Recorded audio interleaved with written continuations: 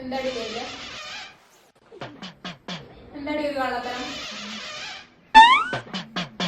എന്റെ ചിക്കു, ഇത് ഈ വീട്ടില് 15ാമത്തെ പാഴ്സലാ കേട്ടോ. അമ്മയെ വിശ്വസിക്കില്ല, എന്നാലും ഞാൻ പറയും എന്റെ പാഴ്സലല്ല. വേണ്ട കള്ളം പറയരുത് കേട്ടോ. നിന്റെ എല്ലാവരും പിന്നെ ആരുടെയാണ് ഈ പാഴ്സലൂടെ വരുന്നത്? എന്റെ കോളേജിൽ പഠിക്കുന്ന മീനു ഇല്ലേ? ഏത് മീനു?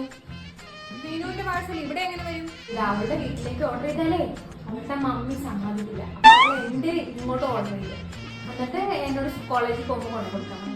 നാളെ ഈ സാധനം ഇവിടെ കണ്ടേക്കരുത്. നാളെ കോളേജിൽ പോകുമ്പോ ഇത് കൊണ്ട് കൊടുക്കുന്ന കണ്ടോ മമ്മി? ഇനി എന്റെ തനി സ്വഭാവം നീ കാണും.